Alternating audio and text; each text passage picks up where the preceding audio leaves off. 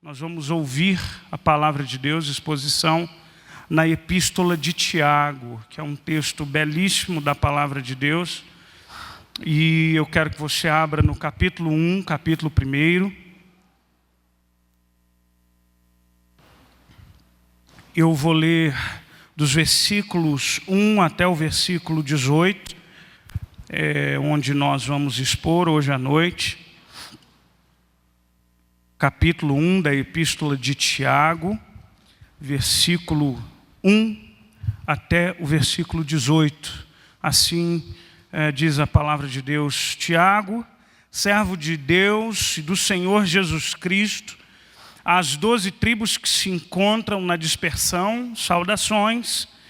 Meus irmãos, tende, por motivo de toda a alegria, o passardes por várias provações, sabendo que a provação da vossa fé, uma vez confirmada, produz perseverança. Ora, a perseverança deve ter ação completa, para que sejais perfeitos e íntegros, em nada deficientes. Se, porém, algum de vós necessita de sabedoria, peça a Deus, que a todos dá liberalmente, e nada lhes impropera, e ser-lhe-á concedida. Peça, porém, com fé, em nada duvidando, pois o que duvida é semelhante à onda do mar, impelida e agitada pelo vento. Não suponha esse homem que alcançará do Senhor alguma coisa, homem de ânimo dobre, inconstante em todos os seus caminhos. O irmão, porém, de condição humilde, glorie-se na sua dignidade, e o rico na sua insignificância, porque ele passará como a flor da erva. Porque o sol se levanta com seu ardente calor, e a erva seca, e a sua flor cai, e desaparece a formosura do seu aspecto, assim também se murchará o rico em seus caminhos. Bem-aventurado o homem que suporta com perseverança a provação, porque depois de ter sido aprovado, receberá a coroa da vida, a qual o Senhor prometeu aos que o amam. Ninguém, ao ser tentado, digo, sou tentado por Deus, porque Deus não pode ser tentado pelo mal, e Ele mesmo a ninguém tenta. Ao contrário, cada um é tentado pela sua própria cobiça, quando essa o atrai e seduz. E então a cobiça, depois de haver concebido, dá à luz o pecado, e o pecado, uma vez consumado, gera morte. Não vos enganeis, meus amados irmãos, toda boa dádiva, todo dom perfeito são lá do alto, descendo do Pai das luzes, em quem não pode existir variação ou sombra de mudança. Pois segundo o seu querer, Ele nos gerou pela palavra da verdade, para que fôssemos como as primícias das suas criaturas. Vamos orar mais uma vez. Senhor Deus, a Tua palavra é preciosa. É palavra de Deus e nós cremos nisso. Mas nós não podemos entendê-la e não temos a capacidade de aplicá-la ao coração se assim o Senhor não o fizer por nós, pela mediação e pela unção e orientação, direção do Teu Espírito Santo. Porque eu não conheço os corações daqueles que aqui estão, mas o Senhor conhece a cada um de nós. O Senhor sabe quais são as nossas necessidades. O Senhor sabe quais são as nossas dúvidas. O Senhor sabe quais são os nossos porquês. O Senhor sabe onde estão os nossos medos. O Senhor sabe onde nós fraquejamos. O Senhor sabe. E a minha oração, ó Pai, que a Tua palavra produza em nós aquilo que o Senhor quer que seja produzido em nós. Cuida de cada um que aqui está. Ó Deus, pela Tua graça e misericórdia, fala aos nossos corações. Eis que o Teu povo, Deus, está aqui, desejoso de ouvir Tua palavra. E essa é a minha oração, em nome de Cristo Jesus. Amém. Amém. Irmãos, vira e mexe e um tema que volta aqui o púlpito através das nossas falas, tanto minha quanto do pastor Edilton, diz respeito talvez ao desserviço que muitas igrejas acabam fazendo por se dizerem igrejas evangélicas. E porque se dizem igrejas evangélicas, essas igrejas representam ou carregam sobre si o peso de um testemunho. E hoje, e cada dia mais, talvez, a gente percebe de uma forma muito mais acentuada, é que o discurso de um povo numeroso que diz, eu sou, esse discurso é cada vez menos evidenciado pela vida. Aquilo que se crê, cada vez menos, e aquilo que professa-se, cada vez menos condiz com aquilo que a nossa vida apresenta. Talvez porque, infelizmente, haja uma parcela muito grande de igrejas chamadas evangélicas, onde você irá lá e assentar-se-á lá, e muito pouco de Bíblia se falará. Muito pouco de Bíblia se falará. E quando se fala, se seleciona, se pinça ao bel prazer, ou para se justificar, ou mediante aquilo que se gostaria de justificar, pinça-se, escolhe, recorta-se textos da Bíblia para tentar dar uma cara de coerência àquilo que se é dito. E então o que a gente percebe, e cada vez mais, é que o discurso de uma fé cristã, ele não afeta a vida cristã. Eu tenho aqui uma centena de exemplos que eu poderia te dar, mas só para citar para você, um dos mais recentes, é que ali no Sesame, o Sesame é ali perto da Papuda, ali uma instituição, enfim, adolescentes que são enviados ali pela justiça. Então eu estava ali fora, esperando, aguardando, e, gente, é o seguinte, a gente não pode ouvir a conversa alheia, mas tem conversa que não dá para deixar, como que não ouve, né? Eu estava só, eu não tinha nem, eu costumo carregar um livrinho para ler onde eu vou, porque se eu tiver de esperar, eu folheio o livro, ou um jornal, mas eu não tinha nada. E aí tinha uma moça e alguns rapazes conversando, e todos eles parentes de meninos, ou tinha uma moça que era namorada de um menino que estava lá apreendido. Bem, na minha tentativa de não escutá-los, né, e na minha impossibilidade de escutá-los, a conversa girava em torno da vida desses meninos. Um que dizia, o meu filho veio para cá por tal motivo. Outra que dizia, é o meu irmão que veio para cá. E os casos que ali eram relatados, assim, me chocavam, porque fazem pouco parte da realidade que a gente convive, de uma delinquência juvenil crescente. E eu percebia que, às vezes, na fala dessas moças, vira e mexe tinha um momento igreja nessa fala. De quando eu fui à igreja, de quando alguém orou por mim, de quando eu louvei a Deus, e de quando isso e de quando aquilo. E ao mesmo tempo que se dizia em louvar a Deus, ao mesmo tempo se falava de atos de delinquência por eles mesmos praticados.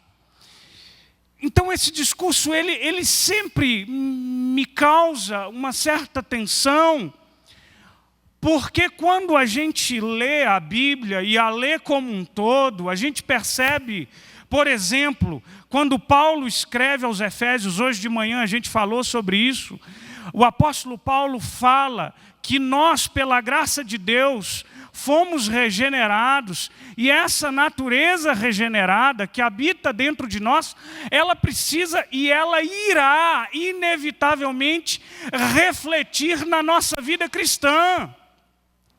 E aí o apóstolo Paulo coloca uma série de situações, como quem diz, quem roubava, não roube mais.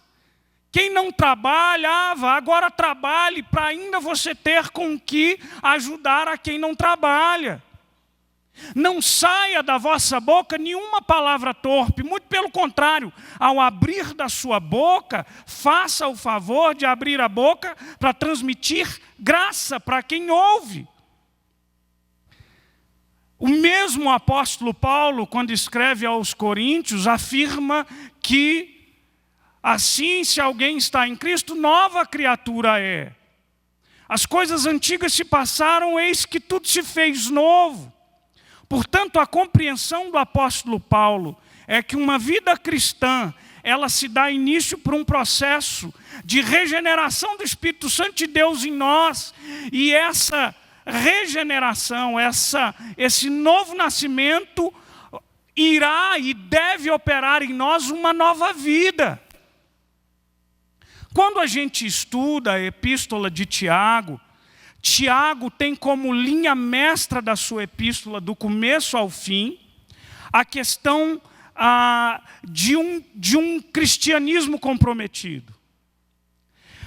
Tiago coloca a questão do crer e do viver, o que se diz que se crê. E eu acho a mensagem de Tiago uma mensagem tremendamente desafiadora para nós, em um tempo de um cristianismo que tem a capacidade de ser dissociado da nossa vida, da nossa ética. E, gente, irmãos, eu digo para você, quando Jesus pregava para os seus discípulos, eles os alertava, antes que eles o seguissem, dizendo, você quer vir após mim? Você está entendendo essa mensagem, mas antes de vir após mim, você vai tomar a sua cruz. O que Jesus está dizendo é que o caminho da vida cristã é um caminho que inevitavelmente vai demandar de nós uma atitude de abnegação. E então Tiago nos desafia acerca do distanciamento daquilo que a gente diz que crê e a forma que a gente vive. O autor da epístola de Tiago, irmãos, isso é aceito entre a maioria ou dos estudiosos, dos teólogos, era Tiago, irmão de Jesus. E isso, para mim, em primeiro lugar, é extremamente significativo. Extremamente significativo. Porque quando a gente lê os evangelhos, a gente percebe o quanto que as pessoas demoraram para acreditar que Jesus era aquele Messias que havia de ser enviado. A gente percebe nos evangelhos, sempre eles acreditavam e ao mesmo tempo, a gente vê isso no diálogo, por exemplo, de Pedro, quando não queria que Jesus fosse para a cruz. Ele não havia entendido bem. A gente vê isso em diversas situações que são relatadas no Evangelho de João, no diálogo de Jesus com a mulher samaritana, no diálogo de Jesus com Nicodemos, no diálogo de Jesus com tantas outras pessoas. Eles tinham uma dificuldade de compreender. Era um grande desafio.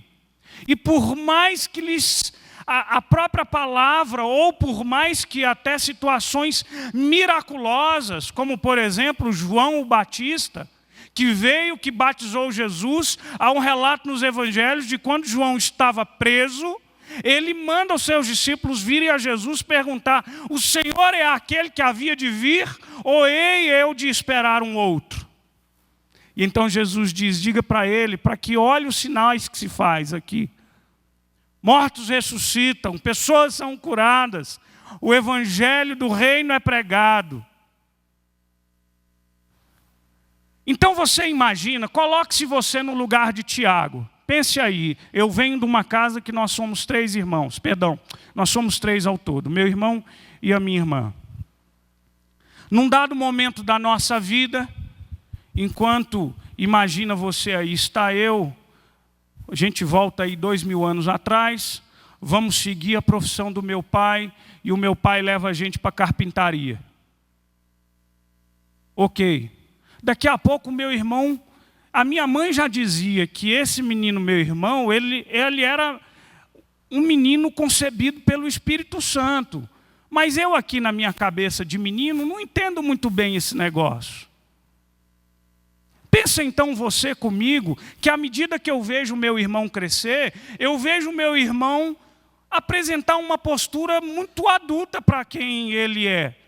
De repente, com 12 anos de idade, o meu pai e a minha mãe levam toda a família para Jerusalém para a festa da Páscoa. Quando a gente volta, o meu irmão sumiu.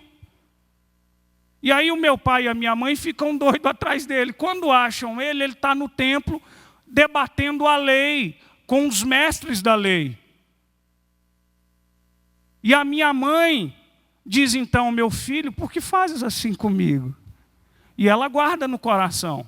Mas imagina você que eu continuo crescendo com esse meu irmão.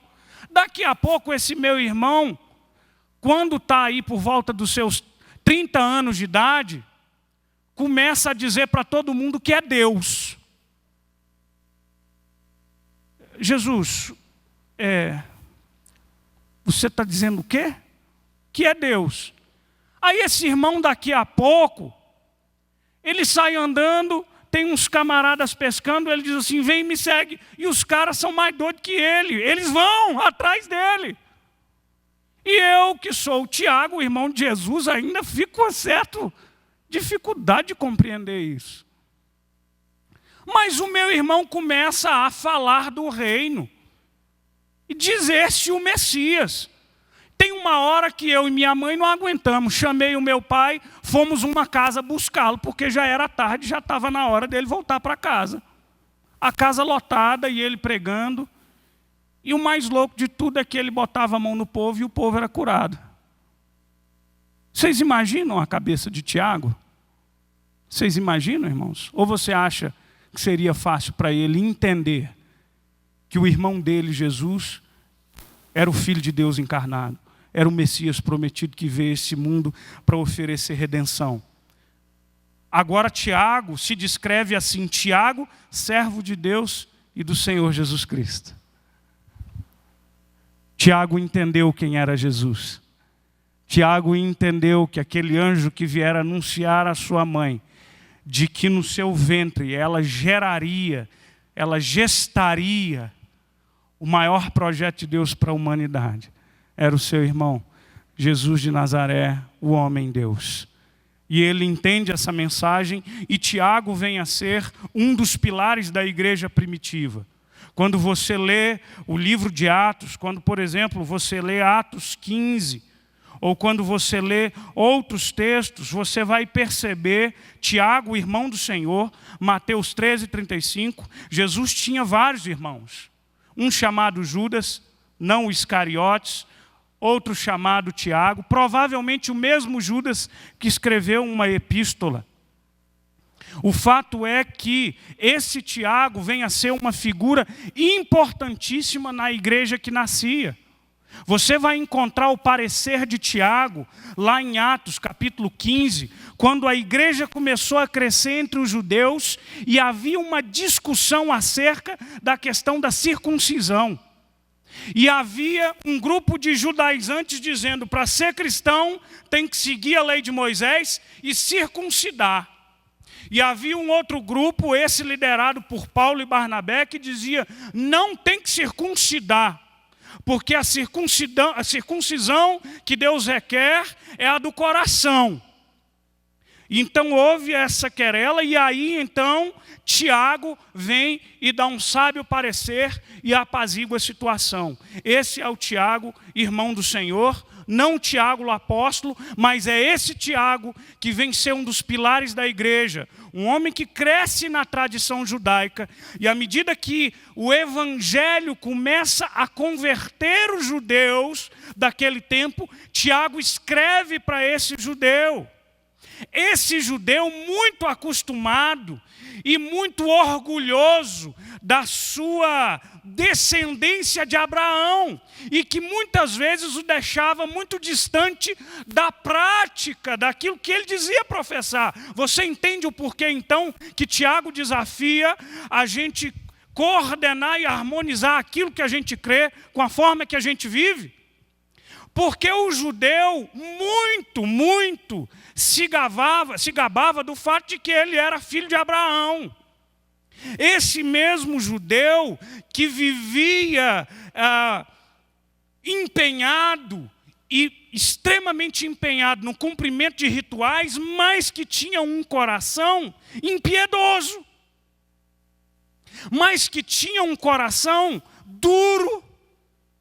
E por isso, quando a gente lê os evangelhos, como Jesus é duro com essa gente, e Jesus, a muitos deles, os chamam de sepulcros caiados. Porque por fora vocês são uma coisa, mas por dentro o que se encontra é podridão. Porque o que há fora de vocês não condiz com o que há dentro de vocês. E à medida que essa gente vai compreendendo o Evangelho, Tiago precisa desafiá-los. Aqui, aos judeus que estão dispersos em todo o Império Romano, porque viviam debaixo de grande perseguição. Então essa gente precisava, quando você lê, por exemplo, Atos capítulo 8, uma grande perseguição é levantada em Roma. Em Jerusalém, eles matam um dos pilares da igreja, um diácono chamado Estevão. A igreja começa a se dispersar e a história da igreja cristã se dá debaixo de muita luta, derramar de sangue e perseguição. Então essa gente tem que fugir por tudo que é canto do Império Romano.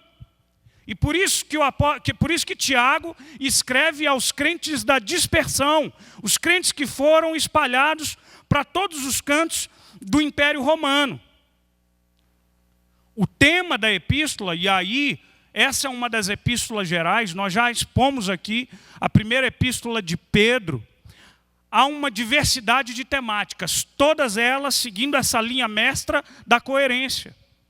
Tiago fala da questão da nossa relação com o pobre e com o injustiçado. Tiago fala da questão da fé e das obras. Tiago fala da sabedoria que vem de Deus. São temas muito comuns e todos temas que são correlacionados a temas importantes lá do Antigo Testamento.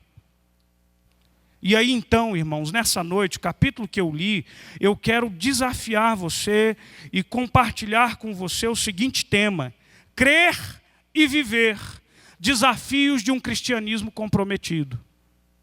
Crer e viver os desafios de um cristianismo comprometido.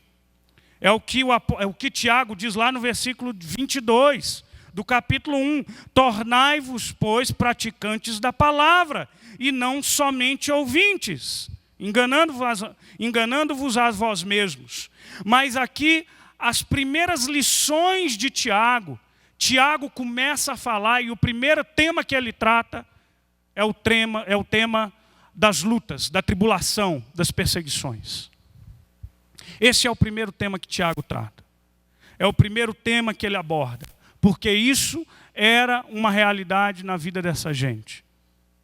E o primeiro exemplo que o Tiago dá, e a primeira lição de Tiago, é que ele fala primeiramente acerca do valor das provações. Irmãos, olhem aqui para mim. Essa não é a primeira vez que a gente fala aqui acerca do tema das provações, das lutas, do sofrimento humano. Essa é uma temática que vira e mexe, ela faz parte das nossas falas aqui. Falar do sofrimento humano é sempre um grande desafio, porque se encara o sofrimento humano nas mais diversas perspectivas. Por exemplo, há muita gente, há muita igreja evangélica que entende, aliás, essa era até uma compreensão por parte de muita gente na época de Jesus e muito antes da época de Jesus, que se entendia que se você está sofrendo alguma coisa é porque é necessariamente castigo de Deus. Era a forma de se explicar a dor das pessoas. E eu quero dizer para você, esse não é o único olhar da Bíblia. Embora você vá encontrar trechos da Bíblia em que Deus exerce a disciplina para ensinar e reprovar uma atitude errada, essa não é uma regra para se interpretar o sofrimento. Basta que você leia a vida de Jó. Essa fórmula não cabia, porque o sofrimento de Jó se chocava com o fato de que a Bíblia constantemente repetia e dizia que ele era um homem íntegro, reto e temente a Deus. E ele mesmo não consegue entender a dimensão e a profundidade da violenta dor que ele passa. Porque até mesmo na perspectiva dos amigos, o sofrimento dele era causado por alguma coisa que ele tinha feito de errado. Você está fazendo alguma coisa errada. Essa não é a perspectiva de Tiago e nem de muitos outros autores de textos do Novo Testamento. A questão do sofrimento, ela é difícil e ela é complexa e ela não pode ser, a gente não pode tentar entendê-la de uma forma leviana e superficial. Há muitas formas de se olhar para a dor humana, todas elas difíceis. Mas no caso aqui de Tiago, Tiago fala da perspectiva do valor da própria provação. Olha comigo aí o que diz o versículo 2, por exemplo. Meus irmãos, tende por motivo de toda alegria o passardes por provações. Versículo 3. Sabendo que a provação da vossa fé, uma vez confirmada, produz perseverança. Ora, a perseverança deve ter ação completa para que sejais perfeitos e íntegros e em nada deficientes. Tiago aqui olha o sofrimento da ótica do benefício que o sofrimento pode proporcionar para nós. E aí você deve estar pensando assim: eu não quero aprender com o sofrimento. Quem quer sofrer? Aliás, é importante que a gente explique, porque Tiago diz assim: tende por motivo de alegria o passardes por várias provações. Você pensa assim: não pode, Tiago, não tem condição. O que ele está dizendo, e aí explico aqui, ele não está te convidando para regozijar-se na dor em si. O convite de Tiago não é para que você celebre a desgraça. Morreu alguém de sua família, eba! Bom, às vezes até dependendo de quem seja, eu nem sei. Tem gente que até celebra. Né? Você tem um câncer terminal, glória a Deus, não é isso não, tá? O que Tiago está dizendo é que aquilo que essa dificuldade pode produzir em você é motivo de júbilo. Mas vamos entender isso aqui. Jesus, por exemplo, lança um olhar sobre o sofrimento e ele também nos convida a nos alegrar. Ele escreve isso lá no Sermão do Monte, no capítulo 5, os versículos 11 a 12, e ele diz assim: bem-aventurados sois, quando por minha causa vos injuriarem e vos perseguirem, e mentindo disserem todo mal contra vós, regozijai-vos e exultai, porque é grande o vosso galardão nos céus. Então aqui no caso de Jesus, Jesus está nos convidando a celebrar não o sofrimento em si, mas o fruto daquilo que virá depois dessa vida. Porque a compreensão do Evangelho nos leva a entender e nos convida a entender de que esta vida, este tempo aqui, entre o nosso nascimento e a nossa morte, é um espaço muito pequeno de vida. E que virá um tempo, que aí sim nós encontraremos e conheceremos a vida verdadeira. Essa é a perspectiva bíblica. E aqui Jesus está dizendo: olha, se regozija, porque o que você passa agora não se compara àquilo que você virá um dia, aquilo que você assistirá e experimentará um dia. A mesma compreensão tem o apóstolo Paulo quando escreve a segunda epístola aos Coríntios, quando ele diz que a nossa leve e momentânea tribulação, ela não se compara ao eterno peso de glória que ela produz. O que Jesus e o que Paulo estão dizendo é que o sofrimento e a dor, elas têm uma capacidade enorme de forjar a sua vida, de lapidar o seu caráter, de arrancar de você aquilo que você tem de pior. E isso produz peso de eterna glória. A gente também encontra 1 de Pedro, quando Pedro escreve às igrejas da Ásia, daquela região da Ásia, hoje a Turquia, ele diz: nisso exultais, embora no presente por breve tempo sejais se necessário, sejais contristados por várias provações, para que uma vez confirmado o valor da vossa fé, muito mais preciosa do que ouro perecível e apurado pelo fogo, e redunde em louvor e glória e honra no dia de Cristo Jesus. Irmãos, olha aqui para mim. Eu quero que você tente se lembrar de algum momento de extrema dificuldade na sua vida, de algum momento de extrema dor, de algum momento de extrema solidão, de algum momento de extrema angústia. Pense nesse dia.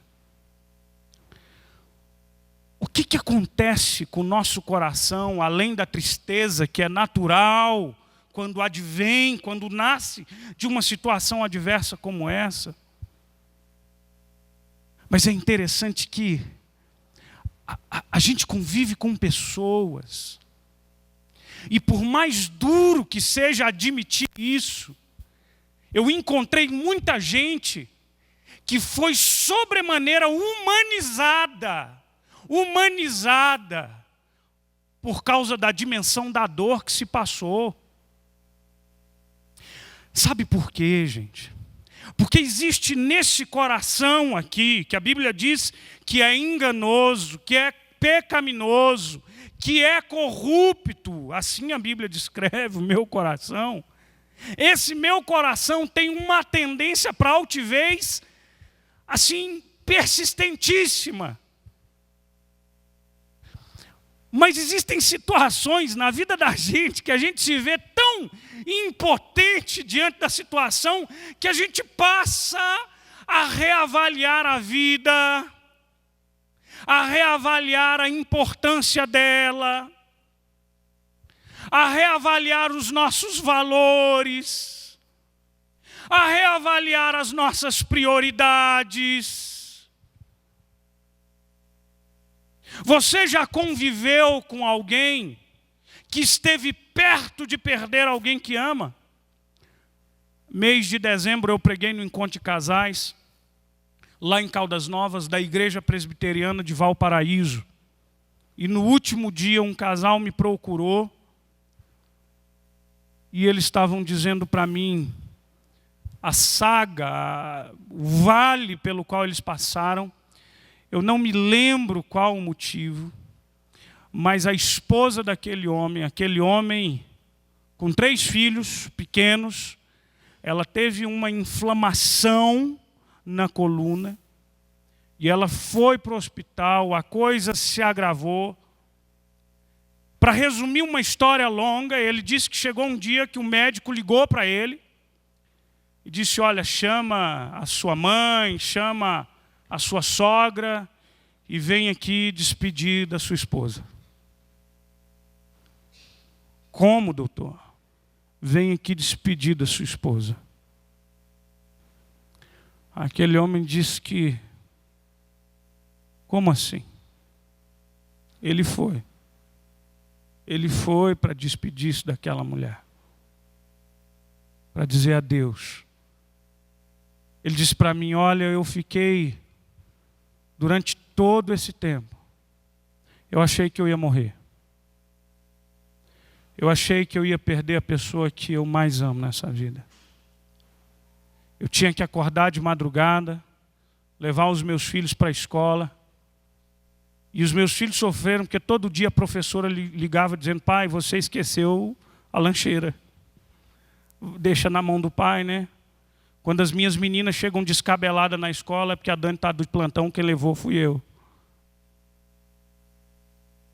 Quando o lanche é salgadinho, quem mandou é o pai. Não é? Aquele homem foi para se despedir dela. Mas não era o plano de Deus que aquela mulher morresse. E contra todo o prognóstico médico, ela melhorou e melhorou. Ficou 3 meses sem andar. Fez intensa fisioterapia. E ela estava em pezinha no encontro de casais com a cicatriz enorme de uma cirurgia que ela tinha feito. Deixa eu te dizer uma coisa. Como é que você acha que é o tratamento hoje desse homem para com essa mulher? Irmãos, todo dia esse homem abraça essa mulher, como se fosse o último abraço que ele fosse dar na vida dela. Como é que você acha que é o valor que ele dá à esposa que ele tem? Como é que você acha que é a prioridade que ele dá para a sua família e para os seus filhos? A dor tem esse potencial de forjar o nosso caráter, mas de uma forma extremamente dolorosa. E é por isso que Tiago diz: se alegra, mas a nossa alegria não é no sofrimento em si, mas naquilo que esse sofrimento pode produzir. E no versículo 3 ele diz: sabendo que a provação da vossa fé, uma vez confirmada, ela produz perseverança. Ora, a perseverança deve ter ação completa, para que sejais perfeitos, porque a gente vive nesse mundo e a vontade de Deus, que é o nosso Pai, é que a cada dia eu me torne um ser humano melhor, para a glória dEle. E Ele, que é Pai, permite que a minha vida passe por situações que tantas vezes eu sou incapaz de compreender, mas situações as quais têm o potencial de arrancar aquela arrogância que é demasiadamente impregnada na minha alma. Mas quando eu me vejo assim, sem nada, sem ter o que fazer, absolutamente impotente e à mercê de tudo, é quando as minhas orações são as mais fervorosas, são as mais intensas.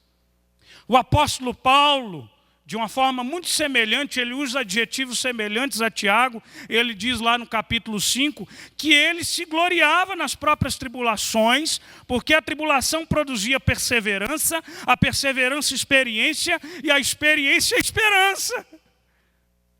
E toda vez que ele era provado, ele resistia. E toda vez que ele resistia, ele superava. E quanto mais ele superava, mais esperança, alegria e convicção era gerado no coração daquele homem. O mesmo apóstolo Paulo, que foi quem foi, quando ele escreve aos Coríntios, a igreja de Corinto é uma igreja que massacrou muito Paulo. A igreja questionou a apostolicidade de Paulo. Mas você é apóstolo. Aqui a gente prefere Apolo. Então Paulo, de ponta a ponta, Paulo está defendendo o seu ministério. E às vezes Paulo é duro, porque Paulo dá um currículo assim, né? O currículo dele, embora talvez não seja um currículo que você gostaria de ter, ele fala: eu já sofri tantos açoites, tantos naufrágios, né? Meu currículo é esse. Fui preso tantas vezes, quase morri tantas outras, né? Eu acho que você não quer isso para o seu currículo. Mas sabe que Paulo chega a um momento que Deus dá a ele, e o apóstolo Paulo descreve uma visão que ele tem, uma situação que ele descreve com todo cuidado, e ele mesmo diz: conheço um homem. Ele não se revela na primeira pessoa. Diz: conheço um homem, e aí não sei se no corpo ou fora do corpo, e ele diz de uma visão que ele tem. Mas o texto continua relatando, esse texto da segunda epístola de Paulo aos Coríntios, relatando que Deus coloca nele um espinho na carne, que a gente nunca soube bem o que era aquilo. Uma provação, sei lá, um crente enjoado, uma doença, era alguma coisa ele tinha. Ele tinha. E aí então ele ora para que Deus tire aquele espinho na carne, e o que ele ouve de Deus é: a tua graça, a minha graça te basta. A minha graça te basta. E o apóstolo Paulo então responde que ele entende que quando ele é fraco, é que ele é forte. É que na fraqueza e que na debilidade e que nas limitações que ele tem, ele é capaz de entender, de aprender, de crescer e de depender mais de Deus. Versículo 12 também fala da tribulação. E o apóstolo Paulo então diz: bem-aventurado o homem que suporta com perseverança a provação, porque depois de ter sido provado, receberá a coroa da vida, a qual o Senhor prometeu aos que o amam. Essa é a primeira lição de Tiago para nós. A provação tem um valor na sua vida. O John Piper escreveu um livro que eu não li, mas eu gostei em demasia do título. E o título é: Não Desperdice o Seu Câncer. Ele foi acometido de um câncer. Ele foi acometido de um câncer. E quem passou por isso, está aí a nossa irmã querida Cris. 1 ano, 2 anos de tratamento, né, Cris? 1 ano. Ah, gente, a vida fica diferente. E a vida fica muito diferente. E o fato é que quando o pai prescreve esse livro, ele diz: não desperdice o seu câncer. E eu diria para você: não desperdice a sua tribulação. Não desperdice. E aí então nós vamos para o segundo tópico, que é a lição de Tiago. É a sabedoria necessária para a gente enfrentar as provações. É o que ele fala no versículo 5. Se, porém, algum de nós necessita de sabedoria, peça a Deus que a todos dá liberalmente, e nada lhes impropere, ser-lhe-á concedida. Peça, porém, com fé, em nada duvidando, e etc. E ele descreve aquele que duvida como um homem de ânimo dobre, inconstante. O que ele está dizendo aqui, e aí presta atenção, o contexto que ele fala da dor e da tribulação. E eu sei e eu entendo que não é fácil a gente descrever, a gente desvendar, a gente achar um porquê. E acho também que muitas vezes a gente nem vai encontrar um porquê para a nossa dor, uma explicação para o nosso sofrimento. Mas o que Tiago nos ensina é que para lidar com essa dor, você precisa pedir a Deus sabedoria. Peça a Deus, sabe por quê, gente? Porque eu acho que às vezes nós somos difíceis de ser ensinados. Há um provérbio que eu gosto muito, que diz o seguinte: a vara é feita para as costas do tolo. Já ouviu esse provérbio?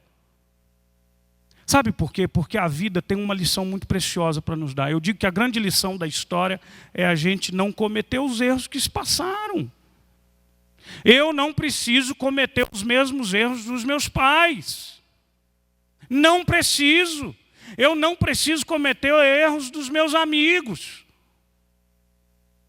E então o Tiago está dizendo que a gente precisa pedir a Deus sabedoria, porque é na sabedoria que melhor a gente vai tramitar em meio a esse vale árido da dor. É na sabedoria que a gente vai entender, perceber o aspecto exato que Deus quer trabalhar no nosso caráter. E preste atenção, e eu não tenho dúvida de que Ele quer. Ele quer, sabe por quê? Porque Hebreus, diz lá em Hebreus, que Ele é um pai que disciplina o filho que ama. E um pai que ama, disciplina o seu filho. Tem uma coisa que eu morria de raiva quando eu apanhava da minha mãe e ela dizia, dói mais em mim do que em você. Eu pensava, que mentira! Que mentira! E eu já me via fazendo a minha malinha, tipo Chaves, né? E vou embora daqui. Dói mais em mim, meu filho, do que você. E eu com a marca da chinela havaiana, 35, que é o número da minha mãe. Ainda bem que era pequena. Mas presta atenção, eu louvo a Deus pela disciplina que eu recebi. Eu me lembro, sabe o quê? Que na nossa infância, meus pais se separaram muito cedo, e numa época em que minha mãe estava grávida da minha irmã, e a minha irmã nasceu, e aí a gente precisou, a minha mãe botava a gente para fazer muitas tarefas de casa. Eu acho que é por isso que a Dani reclama tanto que eu não faço tarefa de casa, porque eu acho que, afinal de contas, eu já quitei o meu débito universal com trabalhos caseiros, irmãos. Misericórdia. Mas essa é uma discussão que nunca acabou lá em casa, não tem jeito.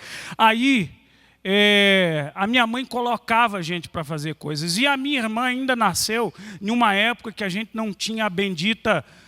Gente, louvado seja Deus pela tecnologia. Fralda descartável, tá aí, ó. Eu acho que depois da roda foi a melhor descoberta do mundo, né? Roda, fralda descartável, internet, que é muito bom também. Mas a gente tinha que lavar a fralda da minha irmã. E eu vou te falar, irmãos, que menininha caprichada, né? No trabalho e no exercício da sua...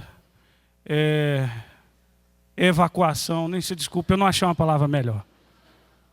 E aí eu me lembro que a minha mãe tinha uma prima muito amiga dela, numa situação semelhante. Era uma mãe solteira, com filhos pequenos, mas essa mãe ela não disciplinava muitos filhos. E lá em casa o couro comia, né? E eu me lembro da minha prima, ela perguntava por nós, dizia assim, e aí, Esté, como é que estão os escravinhos? Era eu, gente, tá? Como é que estão os escravinhos? Até que, com graça, misericórdia, soberania, providência de Deus, a vida foi melhorando um pouquinho e foi assinada a nossa alforria e eu me libertei. Mas você sabe que depois de um tempo, porque quando eu tinha 18 anos de idade, eu fui para um seminário lá em Campinas. E quando eu olho para a foto minha, seminarista, olha para mim, eu conseguia ter uns 15 quilos a menos do que eu tenho hoje. É difícil acreditar um negócio desse. Magérrimo, igual aquela música acho que é do Rebanhão, eu era mago que dava dó, não é, Binho? Acho que é isso, né? Meu paletó listrado, eu acho que tinha meia listra, assim. Mas eu percebi que, de repente, menino, eu fui ter uma experiência de morar sozinho, de conviver num internato. Eu percebi o quanto que Deus enxerga o amanhã desde ontem. E para que eu me tornasse, e eu ainda não me tornei, eu estou em processo de me tornar aquilo que Deus espera que eu me torne, eu precisava passar por cada momento único a que eu fui submetido. Porque, sem que eu percebesse, aquele processo era um processo de se forjar um homem. Um homem. Porque era isso que Deus queria de mim. E então, hoje, eu me alegro por aquilo pelo que eu passei. Antes não. Embora eu peço a Deus que não passe de novo. A sabedoria nos dá a sensibilidade de perceber a mão de Deus, ainda que gentil, às vezes severa. Sabe por quê, gente? Porque o mesmo texto de Hebreus que fala que Deus é Pai, diz que sem santificação ninguém verá a Deus. E o dia que você for se apresentar diante dele, é preciso que você reflita a imagem de Jesus. É preciso que você tenha sido transformado. É preciso que você tenha sido forjado. É preciso, sim. E a nossa última lição hoje é a bondade de Deus na provação. E talvez aqui seja a lição mais difícil. No versículo 12 em diante, Tiago começa a arrazoar, porque muito provavelmente fosse um questionamento dos seus ouvintes, daqueles para quem ele escreveu. E então ele começa a dizer o seguinte, olha, ele fala da tribulação, e ele diz assim, ó, ninguém que é tentado, diga eu sou tentado por Deus. Ele diz, Deus não tenta ninguém, Deus prova ninguém. Eu fiquei pensando qual é a diferença, então, de ser tentado e ser provado. A provação tem o intuito de fazer de você uma pessoa melhor, enquanto que a tentação tem o intuito de fazer de você uma pessoa pior. Deus não te tenta, Deus te prova, porque Ele te ama.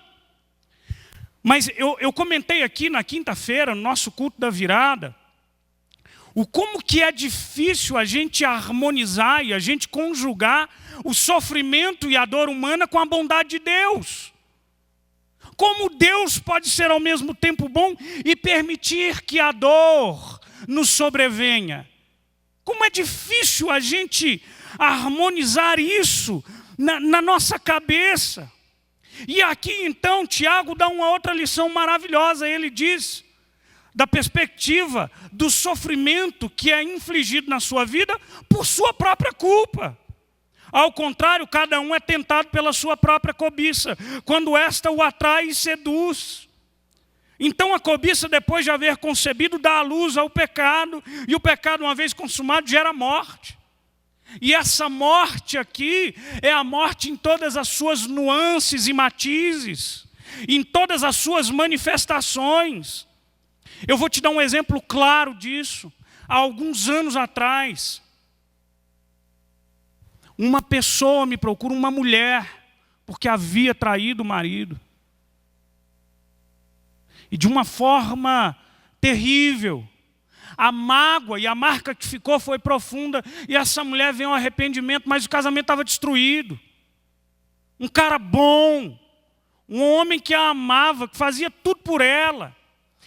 Vocês não têm ideia de como me doía o coração de ver aquela moça, aquela mulher jovem, ela se segurando assim, amassando a sua própria roupa, passando a mão no rosto, dizendo, eu sei que eu errei. Eu sei que eu estou colhendo o que eu plantei. Com dor de alma, com arrependimento profundo.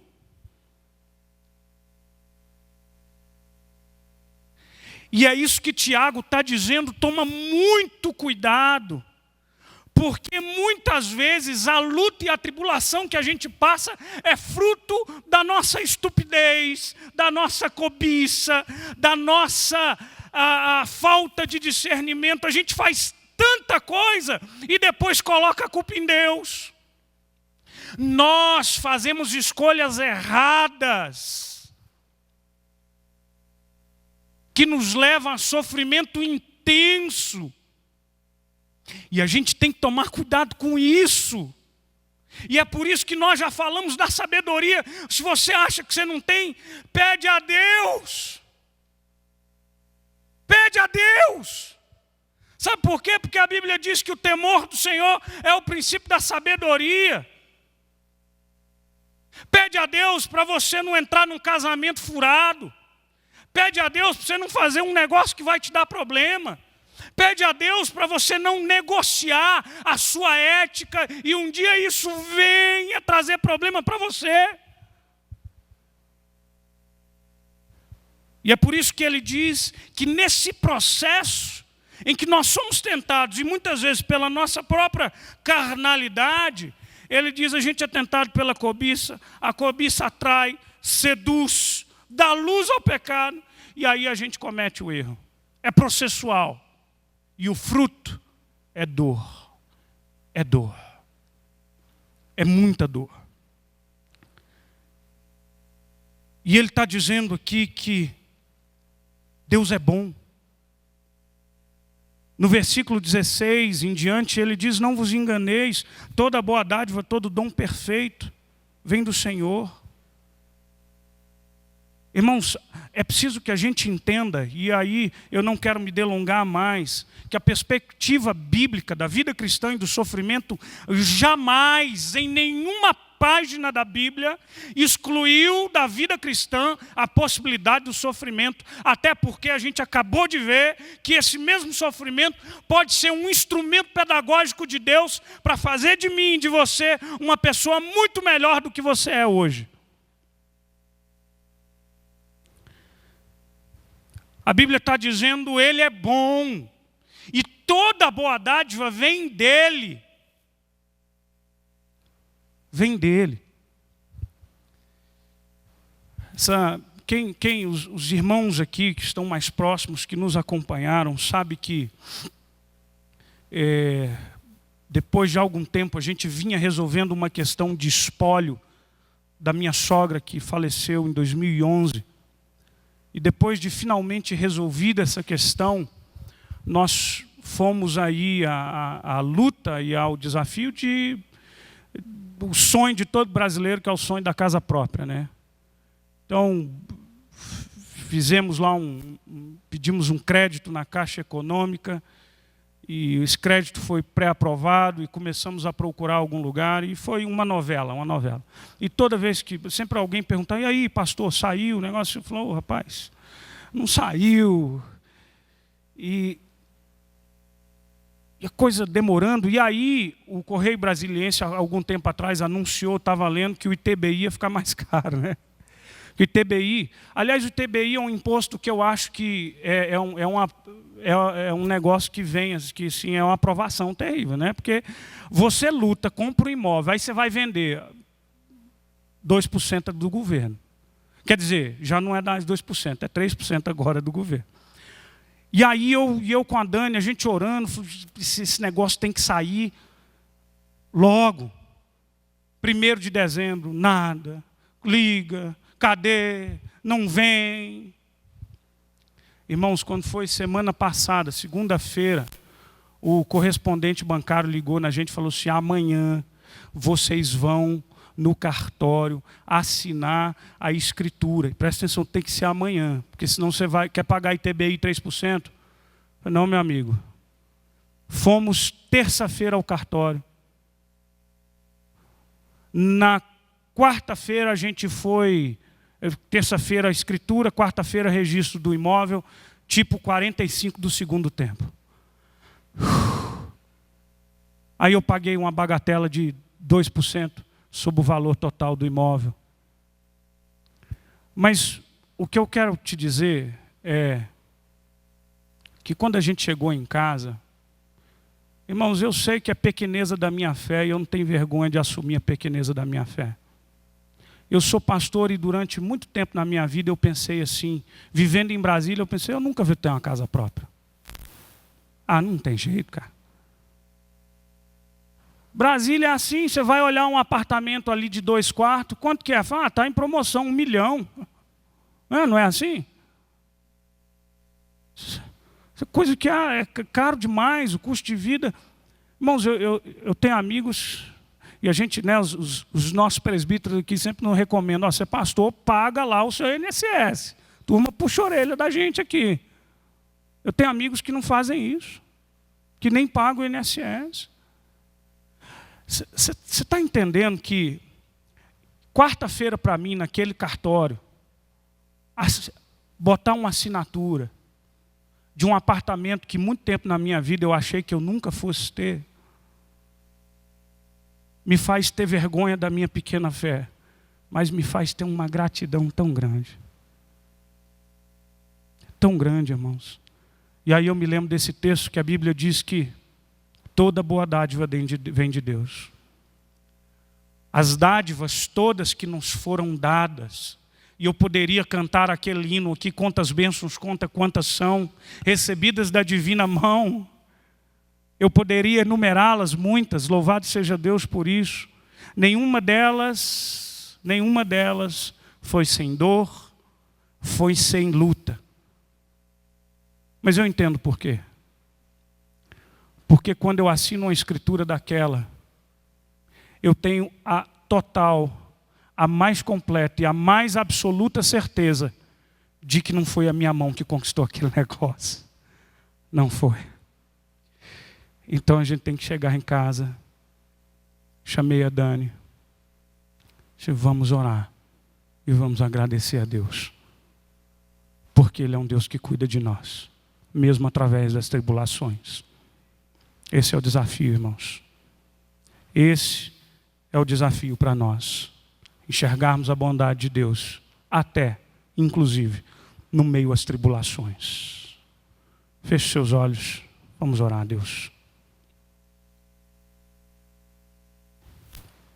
Santo Deus e amado Pai, eu quero te louvar e eu quero te agradecer, porque o Senhor é um Pai e tal qual um Pai, o Senhor exorta, disciplina, repreende, nos ensina, ainda que por meio da dor, mas jamais, jamais, em toda dor que sentimos, a bondosa mão do Senhor se aparta de nós. E por isso, reconhecidos somos de que toda boa dádiva e todo dom perfeito só pode vir do Senhor. Só vem do Senhor. Olha para nós, Deus. Primeiro domingo do ano, ano que se inicia. E que seja um ano, ó Pai, que a despeito da dor que a gente possa vir a passar, mas que ao fim de toda dor passada, saiamos de lá homens e mulheres melhores, mais crentes, mais parecidos com Teu Filho Jesus. Muito obrigado pelo Teu cuidado e pelo Teu amor pelas nossas vidas, em nome de Jesus. Amém e amém.